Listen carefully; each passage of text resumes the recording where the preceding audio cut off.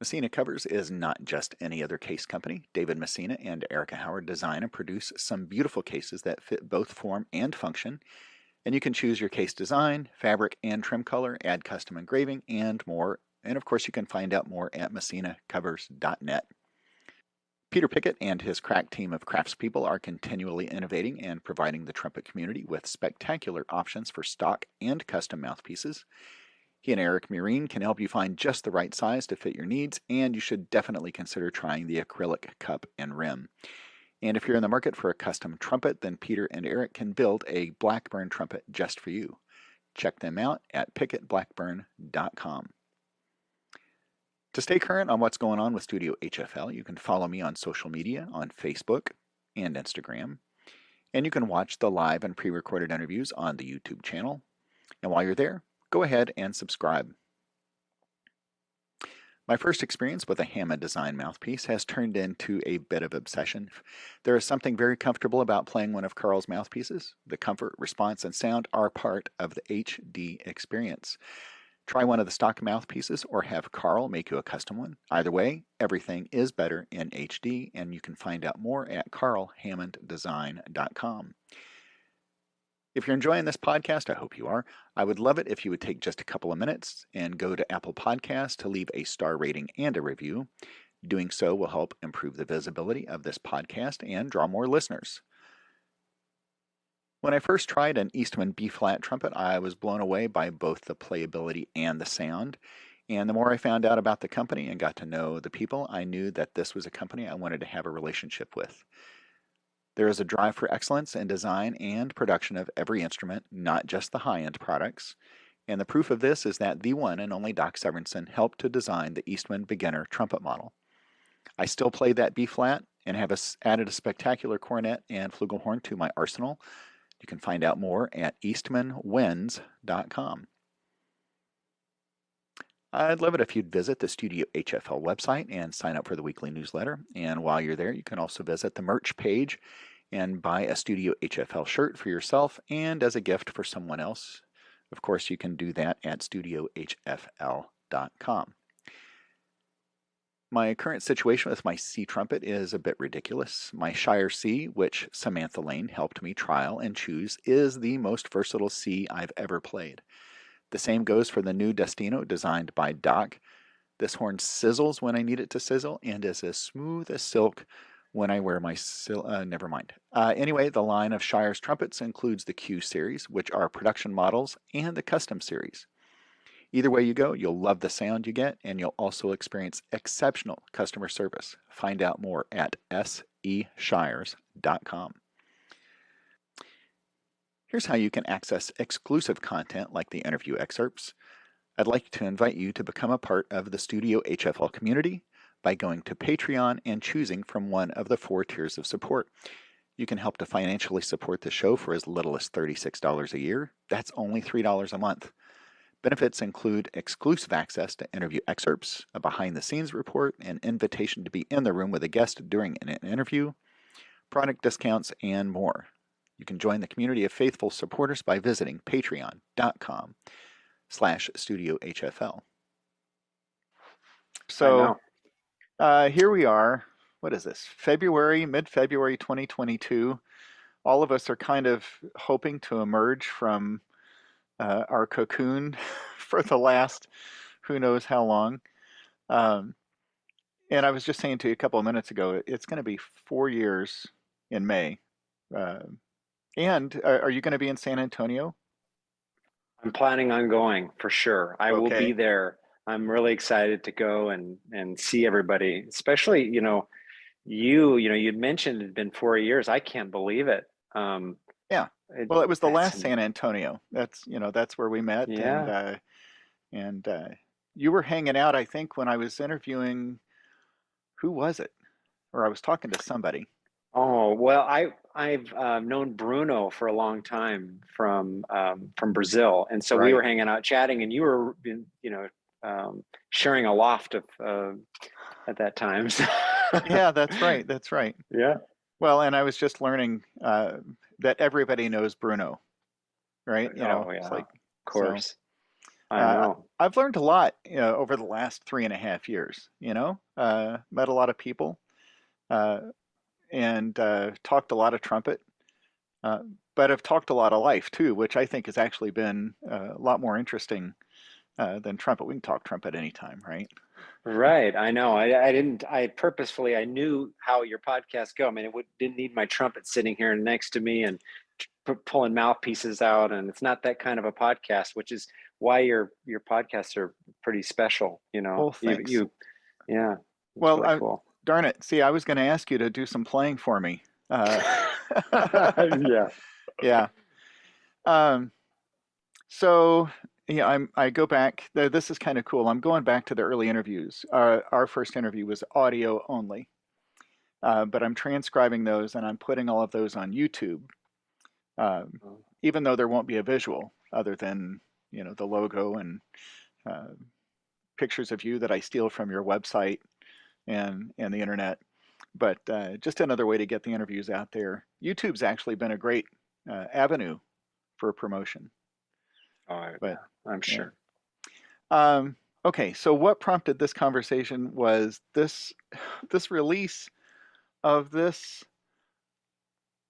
Tonada, right? Um, okay, so I'd heard a little bit, and then I said, hey, send me however many copies, and I sent those out to some friends and sponsors, which that's really they're the same, right? Friends are sponsors, sponsors are friends. Um, and then Dan Gosling uh, went nuts on Instagram about it, didn't he?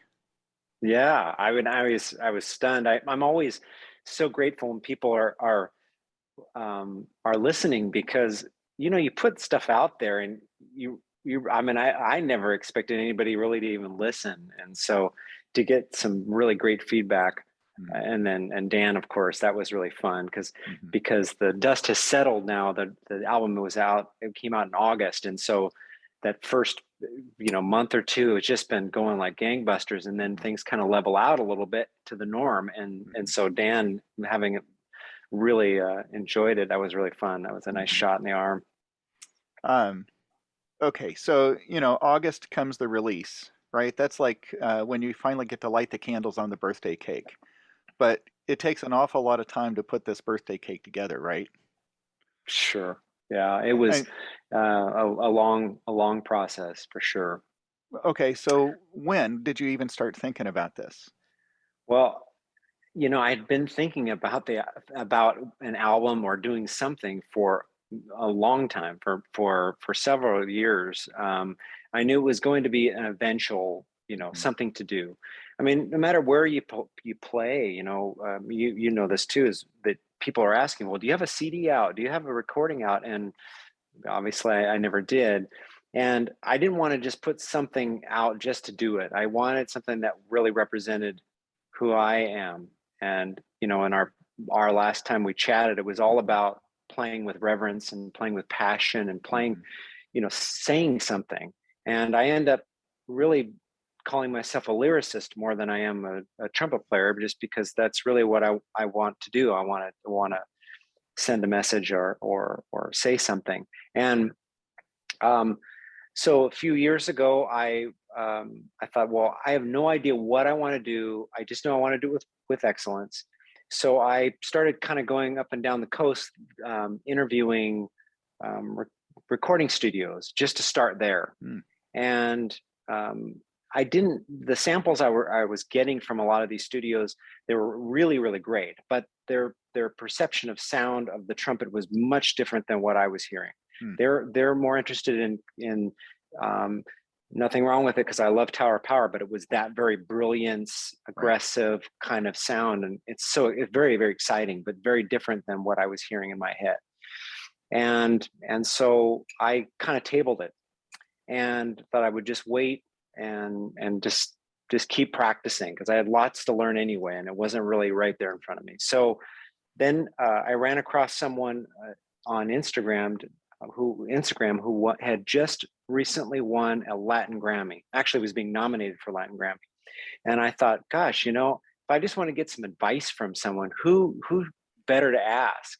So I took a chance, reached out to him, sent him an Instagram message, and he responded, and he said, send me videos of yourself playing, recordings, anything you might have, and let's just go from there. So that's what I did. And he really, really liked my sound. He thought I had a different kind of a sound, a different style. And so he just connected me with an arranger, and we spent some time talking about what I wanted in my playing and wanted out of my recording.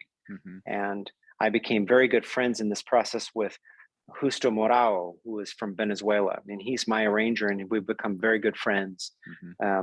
And spent a lot of time talking about our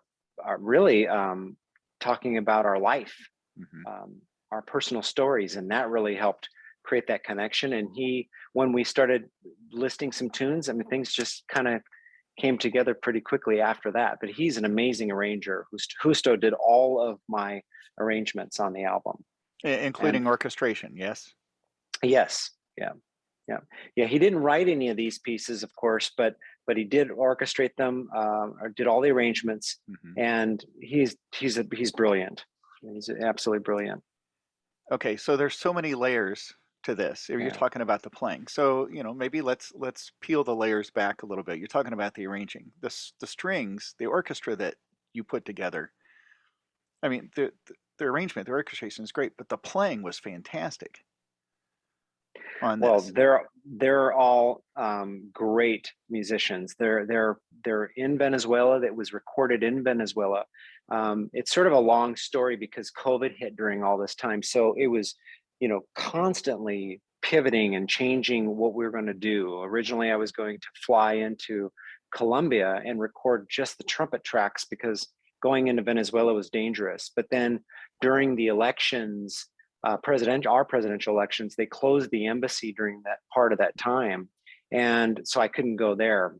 The producer had some connections with some folks in Florida, but ended up being that he couldn't fly out of the country. So I thought, well, why would I go to Florida if he can't go there? So we thought, well, we'll go to California. Well, then all of California closed. So we ended up deciding on buying some real high-end equipment, microphones and all, and I recorded them in my home. And we spent months trying different placements, different kinds of equipment. I mean, if you can imagine, this was way over my head. But so I had a big learning curve and spent a lot of time with engineering, and worked out great, of course. But the musicians are all studio musicians. They're freelance musicians in Venezuela, and I zoomed in during the recording sessions, and had some things to say, but not a lot. I mean, they were amazing musicians, really, really great. How much rehearsal did it take to put that together? They did it in it was two days, 2 sessions, full days. So did you lay your track then on top of that, or had you recorded yours? Oh, you. No, I recorded it after theirs. They recorded their tracks. We edited those, and then they sent me some raw tracks, and I laid down basically about 3 to 4 full tracks, and then they took sort of the best elements of those and put me together. And then it was a big job trying to find a great mastering engineer, which I had no idea how that all worked. And it's amazing what has to go into that part of it as well. So Herman Landeta was the mastering engineer out of Florida. As a matter of fact, he was originally from Venezuela as well. And what's really cool is that the title Tonada, which is part of the second track, Tonada del Cabrecedo, and that was originally written by Simon Diaz, who is a famous legendary singer, folk singer in Venezuela. And Herman recorded for Simon. Simon's been dead now since the 90s, but it's an amazing kind of a full circle, and it's sort of a goosebumps moment for Herman. But anyway, so it's a lot going into this project. Well, for sure. hard to believe that you guys were not in the same room putting this together. I mean, the I know. technology is amazing, but I mean, truly, the mastering, the guy was gal was perfect Yep. in putting that together. Okay, so you're getting all this high-end equipment to try to capture your sound. The end product, would you say they got it right? That your sound that you hear on the CD is exactly Exactly what I wanted. It exactly was what you want? exactly what I wanted. And yeah, I absolutely love it. I was willing to scrap the whole project, to be honest with you, Larry. I was willing to scrap the project if it sounded like I was recording in a basement or I Mm. was recording somewhere, because there are some really great recordings out, and a lot of great recordings have come out of COVID. But and I'm not putting down anything that came out, because we needed to be creative. We needed to express ourselves during COVID, but I just didn't want to do it at the expense of the quality. I mean, I was willing to fly anywhere to get a great recording, but I just couldn't do it. And so I was going to just wait. But anyway, it turned out great. I'm happy with it. Were Yeah, there but it any was just an tracks enormous amount of effort. any tracks Enormous. that didn't make it on the CD? Uh, No, there were some arrangements that we thought we would include and Mhm. record, but I ended up tabling those. I didn't think that they fit. It was Mhm. already kind of eclectic in a way. I just didn't think that they were going to work. Well, you So say eclectic, but I think the album really flows well. I mean, it's it like there's like a theme, right? sure it does work. And that was I think that if I had added anything else, it probably would have been a little bit different. The instrumentation was slightly different. And, Mhm. but yeah, it all works. I'm thrilled. You know, Simon, like I said, Simon Diaz, his recording or his song was featured on here. Actually, a couple of them. His daughter and his son both love the album, and you can see on the back there wrote a couple of Mhm. notes in there too. So really fun. I hadn't. I should have researched this part, but did you play trumpet on the entire thing, or did you do some cornet? I did trumpet, cornet, and flugelhorn. I played um, let's see, I played Luna de Margarita on flugelhorn, and Shokin Farewell I did on cornet. I could have sworn you did lightning rod on cornet. As No, fluid as fluid as that is, I mean, it's. you know, And if that anybody wants was a definition of legato, I'm going to send them that recording. that was so hard, Larry. That was one of the hardest things I've ever played. That piece was written by Jerry Reed, who is a legendary guitarist from Nashville back in the old days, right? He was Yeah. this one of the stars in Smokey and the Bandit Hmm. movies. And he was a legendary guitarist. And my dad loved country music. And I shared with you in our last podcast, my dad died young, actually died 60, he was 62 and a half and years old. He was died in 2013. And he loved country and Western music, that old time music.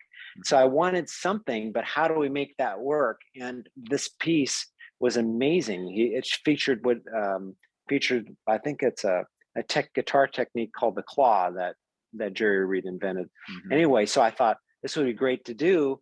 So I send this over, some recordings of Jerry doing this on YouTube to my arranger, and he Hmm. said, I don't know. I'm not sure this is going to work. So we sat on it for a little bit, and he came back and said, you know what? I think we can do this. So he sends me sort of this rough outline. And when I started to play it, I said, I don't know what I was thinking. This is ridiculous. The slurs are just insane. And I just spent a lot of time working on it and decided to go ahead and do it. And How, so, how many yeah, different keys did you try it in? actually, that was the Oh, key. that was it. We Oh. didn't change keys. So my requirement for Husto and in technically wise on these recordings was to write them or arrange them that was in the best key for the music, Mm. not for me. Mhm. And if it took 6 sharps, so be it. It just didn't matter. I really just wanted to make sure it was for the music. And and part of the ego side of trumpet playing, I didn't want to make it easy for someone to just copy it. So, yeah. Yeah. You say you're talking about the lyrical side, trying to be a lyricist in this, but I think you're also a violinist. You know, thinking about Ashokan Farewell. Well, you're a guitarist with Lightning Rod, but you're a violinist with the Ashokan. That was for the Ken Burns documentary, wasn't it? It was written for Civil War. Yes. Yes, it was actually the piece Ashokan Farewell was written for a folk festival in Ashokan back in, I think it was 1980 something. Mm-hmm. And Ken Burns heard this and thought this was perfect for his documentary, The Civil War. And I fell in love with this melody, just gorgeous, and thought we could do something special with it.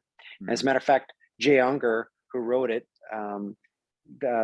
liked it as well. I sent the link over to him, and he wrote me a nice note back. It's funny how many people swear that was taken from, you know, some Appalachian community back in, you know, the 1800s. I know, but it's so perfect, and that's yeah. absolutely right. And that's the reason I decided to tip my hat to Ken Burns, was to play it on cornet. Although, you know, who knows what kind of cornet would have been used back then, but I would imagine it was definitely not my cornet. But I just kind of wanted to have fun with that. Well, it was a conn-selmer cornet, wasn't it? Gonna throw some. Actually, Yeah. It was actually a King 2220 Legend is what I did it on, which is in the conn family. It is in the conn-selmer family. So, how long have you been associated with conn-selmer? Since 2017, I think 2017. Mm-hmm. Yeah. But you've been playing Bach or conn-selmer for quite a while. I have been my whole life practically, and I apologize for, it sounds like my puppy is. Oh, I can't hear it. Making noise in the background. So, but yeah, gosh, I've been playing with Bach 43s for forever. Mm-hmm. And sometimes I would go away from it for a little while and play other brands, but I came back to the 43. So yeah, love it. I love it. And C trumpets and whatnot. Here's a thought. You know, I was asking if you'd played some of this on cornet or flugelhorn, but in trying to find just the right sound for each of these pieces, did you mess around with different mouthpieces? Oh yeah. You know what I didn't realize, I should have realized, but you know, you're so much closer to the mic than you are playing on stage. You know, playing live, it's really quite forgiving in a way. You know, it's done. You're done.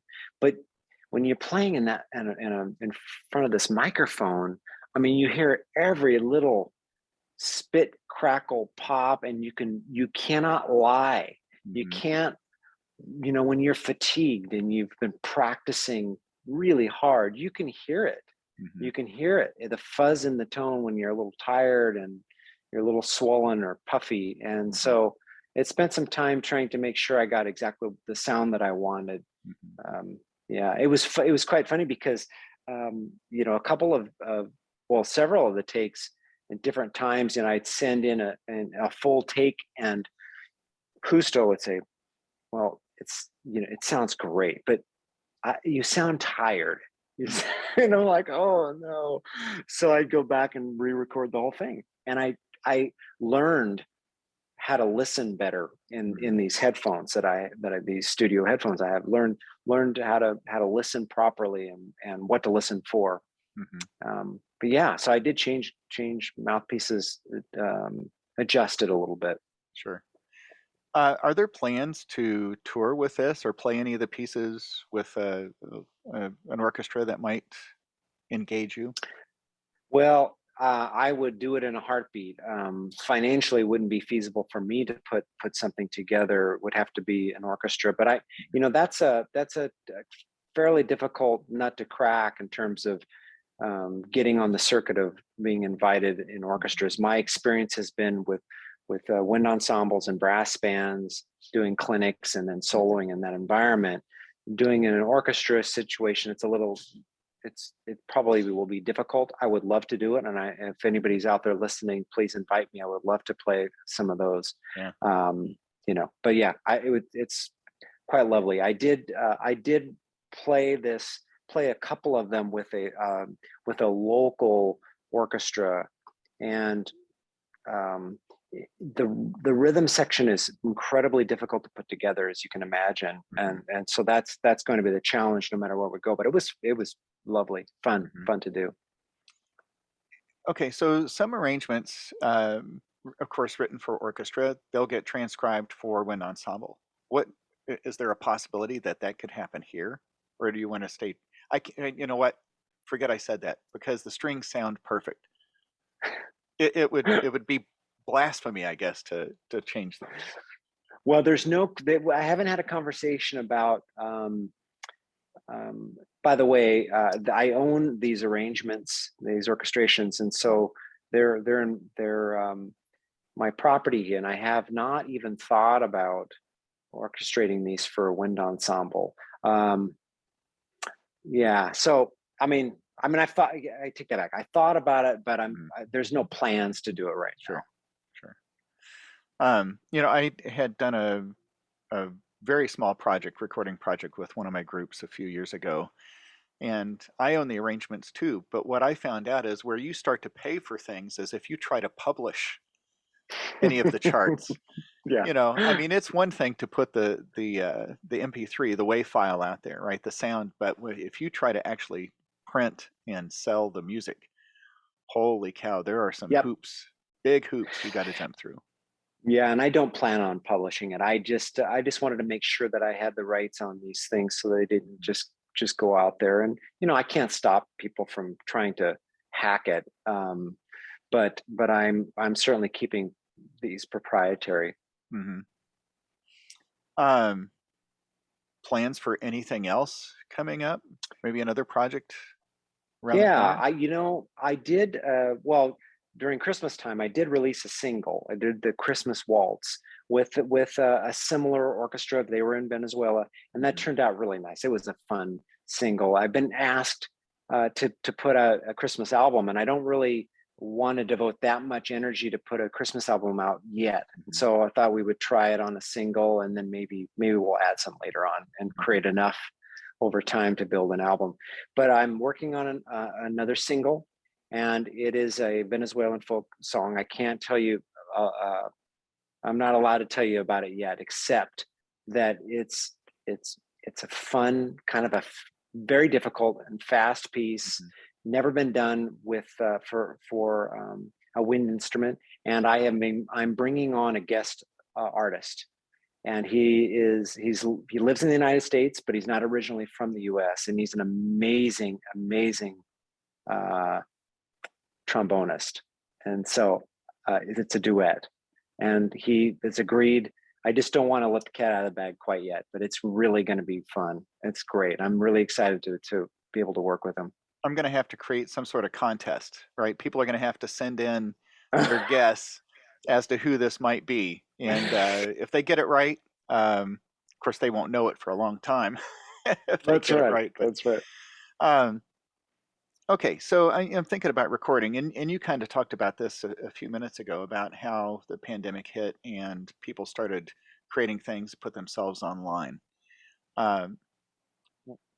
Have you done that? Had you thought about doing that? Did you perceive any risks or advantage in doing that? Well, not just that I was just planning on scrapping it if the end product didn't sound right. I mean, I didn't know. I don't, Larry, I don't have a lot of experience in this. I had very little recording experience. Just showing up into the recording studio and recording tracks for someone is fine, but to record your own project and have that blend, and it was just way over my head. So I just had to try it and see. So what about putting stuff out on social media? What I mean? Because during all of this, people are putting everything out there, from their lip slur of the day to the excerpt of the day. But I didn't know. Had you? I'm trying to remember. I don't know that I saw anything. Early on during the start of the pandemic, I was doing some what I call the micro recitals, where I would do 1 or 2 songs, and I got a lot of great positive feedback from folks. And then I do occasionally do some posts, but they're not typically exercises. I'm Mm, not a big fan of those. There's plenty out there for that, and mhm. they're great, teachers out there. And I get, I'm doing much more Zoom lessons during these COVID times. I think people feel more comfortable reaching out to me, Mhm. and so I'll help. But to just post, lip slurs is just kind of not my thing. Right. And so I just want to, make music, and so when I post something out there, it's going to be something that I hope is impactful, or I hope that young people go, you know what, I didn't think about playing it like that. It's much more lyrical. Um, Maybe Well, that's it's the way Håkon came out with the Charlier. That's exactly what I thought when he uh, was like, "Oh, that's a great way to. That's a great interpretation of that one." I mean, yeah. it gave him a whole new vantage point, a whole new perspective on some of these. Um, and by the way, I can't play them on C trumpet. I don't know how he does it. I mean, He plays everything on C. some of those are just ridiculous. At least he's not transposing them, right? He's a beautiful. I mean, he's one of my heroes. He's amazing, absolutely amazing. Yeah. Yeah, Okay, but so thinking yeah. about that though, modeling sound, uh, is Håkon one of those that you try to model, or Well, modeling somebody's sound now is a little different. I just admire um, qualities of particular sounds and phrasings. Like Håkon is, it's warm. No matter how brilliant he's playing, it still has that warm quality. And it's got that thick core to it, even when Mhm. he's playing something brilliant. Um, it's more about the quality of the sound. Are you playing in the center of the horn? Is it the core of the sound? Is it full, Mhm. or is it kind of flabby? Well, I'm not going to like that, right? So it's the qualities of the sound that I admire so much. um, and I'm just trying to achieve the best that I can possibly get out of my instrument. Mhm. Um, well, I'd say you're pretty successful in that. uh, I, thanks I, thanks, Larry. I wish I could play stuff here on the on the recording here, but So there's a couple in here. One you're looking at is track 6 is Chiquilin de Pachin, yeah, and that's it. the other Piazzolla is Romance del Diablo, and those are incredibly difficult pieces to play. They're very lyrical, of course. Um, Chiquilin de Pachin is a piece that Piazzolla wrote. He was having dinner, a glass of wine and dinner outside in Spain somewhere, and he's sitting with his I think the lyricist, and up comes this little boy who was, basically out there begging, but he was selling some flowers to them and trying to make some money, and just a little boy. And they asked him, what he does with the money, and he makes a little bit of money, takes it home to his mom, and the next morning gets up and goes to school. And they felt they had this overwhelming feeling of kind of almost embarrassed for the Mm, how different their lifestyles were. They were having this wonderful evening, hanging out, having a glass of wine. There's this poor boy, right? mhm. And out of that experience, Esther writes this beautiful melody. And that's what kind of visualizing in my head when I'm playing it. It's But not a tango. I mean, well, it is, but like a lot of Piazzolla's, they don't. These Argentinian tangos have. I mean, he wrote almost 500 tangos, I think it is, and they don't. What's so beautiful, at least in my opinion, I'm not a the authority on Argentinian tango, so I Mhm. don't no one yell and scream at me, but they don't have they don't have a heavy pulse. Mm-hmm. It's very, very fluid, like you would hear a jazz guitar, a drummer play brushes, where it's just a shh, it's just the swirl, this very fluid movement, and Mm-hmm. that's what made this thing so difficult, was Mm-hmm. because I'm trying to scoot up it from low E flat to the high E flat, and not sound, pressed. Mm-hmm. Mm-hmm. So anyway, yeah, it was just a great piece. Thinking about lyricism, though, Larry, you mentioned, we were talking just briefly about these lip slurs and things on Mm-hmm. social media. I do want to say that there are a lot of great ones out there where they're doing these incredible um, etudes and Mm-hmm. whatnot. But I still think that sometimes the young players, actually even some very accomplished players, they still forget that it should be music. It should still move. It should go have Mm-hmm. a direction. Mm-hmm. It's not just da da da da da da da da da. It's got to have flow, and you can say it flows, but it still there has to be some intentionality in terms of, when I'm playing Cicciolin de Pachin, I'm looking at the music, and I'm looking at the printed music and saying, I have to be intentional. If I want it to feel like it's moving, then you've got to kind of focus on the arsis and thesis of a phrase, Mm-hmm. and know where that is and mark it and do it, because it's just not going to happen automatically. I mean, there's Mm-hmm. some people, there's exceptions to the rule, like Håkon or somebody like that, where this lyricism probably started very, very naturally for him. I, on the other hand, am teaching myself, trying to learn what that means, Mm-hmm. and making note of it. And I think you have to do that with the etudes. You've got to do it with lip slurs. Mm-hmm. You've just got to do it. Uh, my interview with Mark Gould last year, I think was a pivotal one, and we were talking about the audition process for I think it was Juilliard, and he said, in the first phrase or so, he can tell whether somebody's being musical. If they can turn a phrase, then they've got his ear, and there's a chance Yeah. they'll get in. And I thought, um, I'm going to try that with etudes. Go back the Voxman studies, or any of these things that just can sometimes seem mindless. Um, so you turn the metronome off, right? And you just start to try to, even if it's triple tongue exercise, you still try to make it a phrase, try to make it musical. For sure. And there's a Yeah. challenge to that, right? But I think, I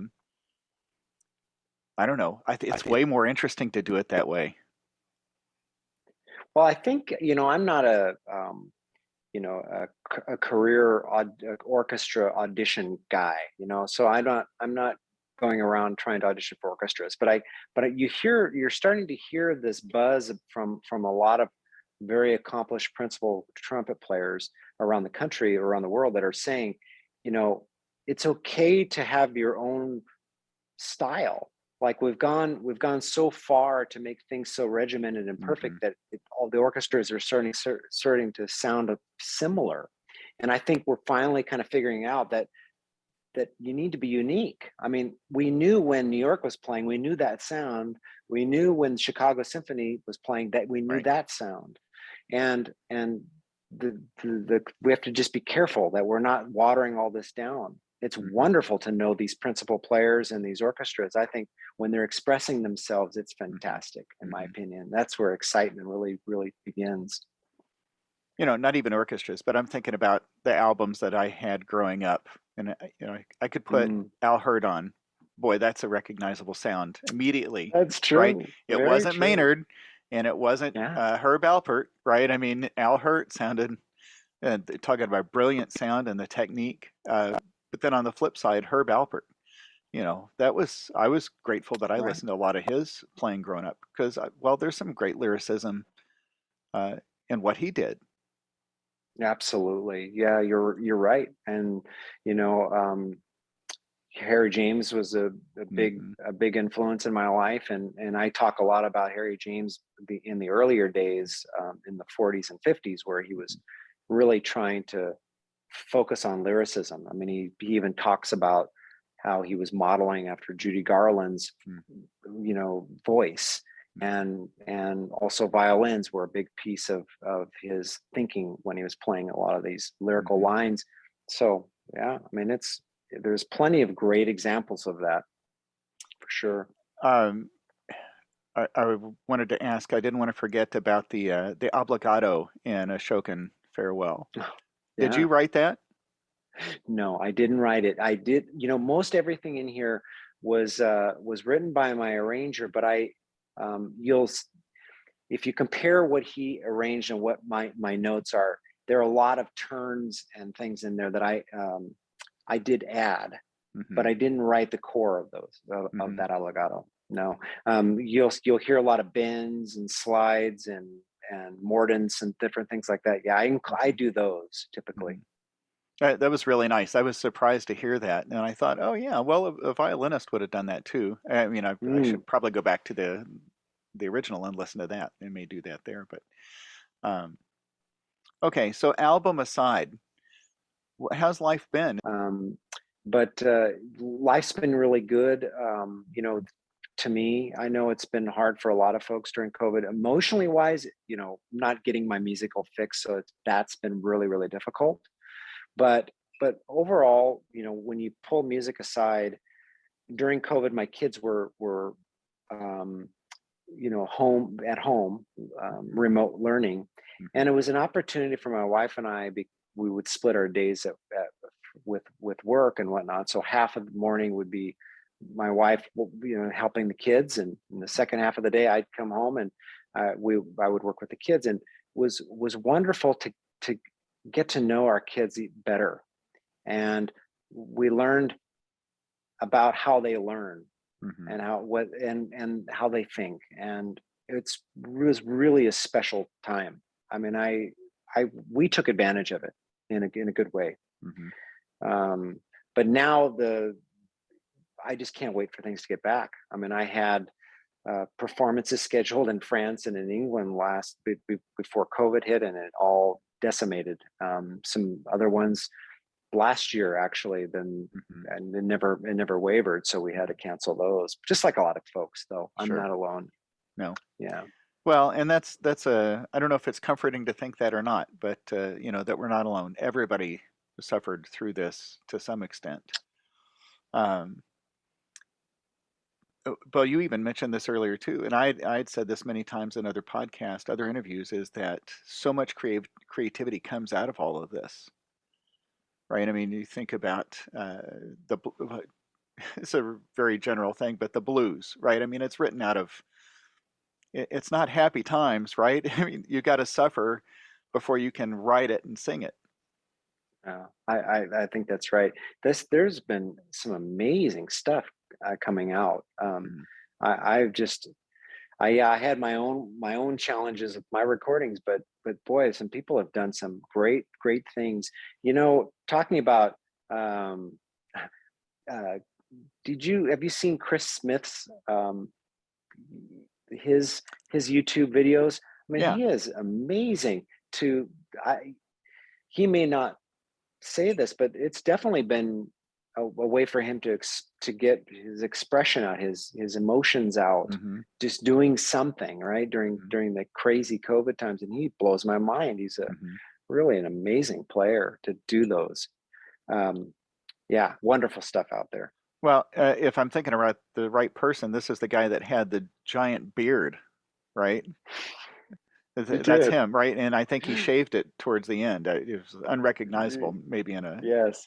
a later video. But um, you know, nothing's ever going to go back to normal. This is the new normal, and I think um, orchestras, independent artists like yourself, there's going to be an awful lot of people that are going to have to pivot, right? We can't go back to what necessarily was before the pandemic. Um, I don't know that that support structure is there anymore. And people have learned that technology can can replace a lot of things, but we can't let it replace it, right? It's gotta augment it or highlight it. Yeah, if I had a choice to do my recording in person, you need that energy. You do. That was one of the challenges of getting a recording out, was how do you create in some way the energy that is expressed or felt on stage, or when you're working side by side. The orchestra had that advantage because they were together in a room, but they didn't have me in the room to play along, so they didn't have that energy to feed off of. Mhm.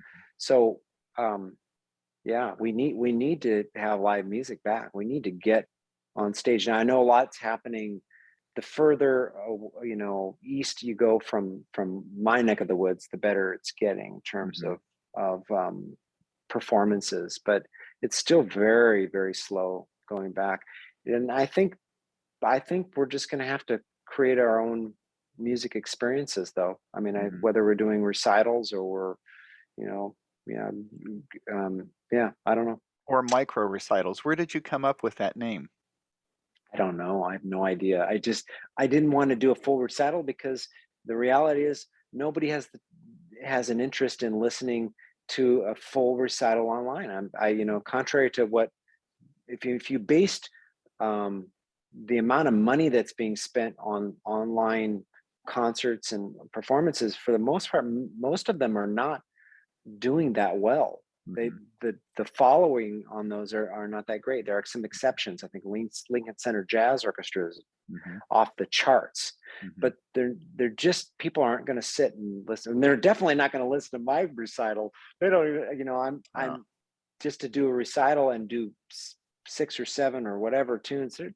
Nobody's going to sit through that. And Yeah. I just wanted to play one or two just to make sure I got folks' attention. Mhm. So You mentioned teaching earlier. Have you maintained a pretty decent teaching load? And no, I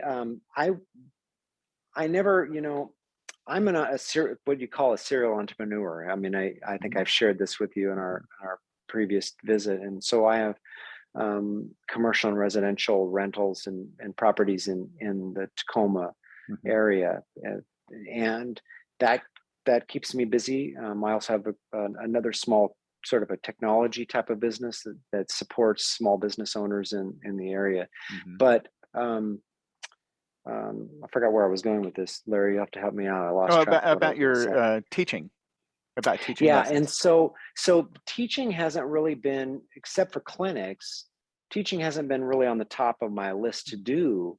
I just feel that there's so many great teachers out there that I didn't think I added a lot more, except for a few little areas. And so I have a lot of folks reaching out to me to grab a few lessons, Mhm. Canada and Spain and um, I mean, just different in some students, a lot of Mhm. adults as well, and so I really enjoy meeting new people that way and helping Mhm. in those ways. Um, Bobby Shu is doing a lot of this international teaching. He Oh, was telling me he's got people all over the world, and I'm thinking, well, what happens when you've got somebody that's 12 hours ahead of you or behind you? Does somebody's going to have to be up in the middle of the night? yep. I hope Yep. it wouldn't be me.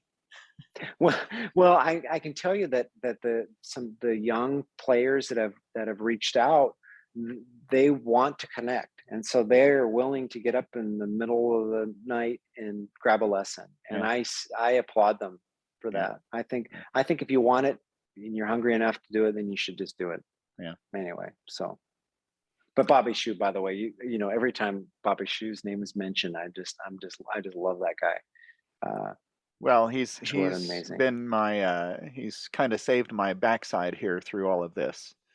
And I can tell you Yeah, about that here in a second. But hey, yeah. where can people get Tonada? It's available on at Bob Reeves's website. He's selling it for me, and then I believe it's on Amazon as well. I'm Mhm. not selling it just because that's way over my head in terms of Mhm. skill set. but check out Bob Reeves' website. It's on their site there. So, Great. and they do international shipping, and I hope you folks listening will enjoy it. Yeah. Well, I'm gonna keep promoting it as much as I can, but Thanks, Larry. so hey, this has been fun to visit again, Oh, and I'm really looking forward to May. The end of May is not that far away, I know. right? I know. I'm really looking forward to seeing you and Yeah. everybody else too. Yeah. But Larry, thank you. Seriously, thank you so much for inviting me to chat with you, and for the first time too. You know, I got a lot of feedback from Mhm. different folks around, but taking a chance on really just somebody that's sitting here in the Northwest and trying to make a little noise. I do Mhm. really appreciate it. It means a Oh, lot to me, and well, it's you're very an welcome. honor for You're me very to be welcome. with you. Well, Thanks. I'll flip that around. It's an honor to be able to talk to you. You know, it's Uh, I I have a lot of fun doing this. You know that though, right? I do. Yeah. I do. Yeah. Mm. Um, Thanks again for doing Oh, of this. course. Yeah. Not sending it to me. I'm talking about thanks for putting it together. Thanks for Oh, this wonderful piece of art that you've put out there. thanks. You know, I, I'm happy that a few people are willing to listen to it. It's great. It's really quite exciting. Let me tell you one thing though that I was very proud of is that you know the Spanish channel television program or television station called Univision. Yeah. They're the largest. So I was featured on Univision, and I talked about this and the influence Rafael Mendez had in my playing. So that was pretty big highlight for me. In Spanish. And so they translated. Their reporter could speak fluently, and then they put subtitles underneath and I thought whatnot. maybe that you were fluent in Spanish, and I wish I've been. Oh my gosh, yeah. I you know I have a tough enough time learning the music language, let alone another language. So no, Oh, not yet. yeah. Well, man, it's great to see you, Good to um, see you. and to chat with you. Thanks, man. Okay, Take thank care. you. Take care. You Okay, bet. bye bye.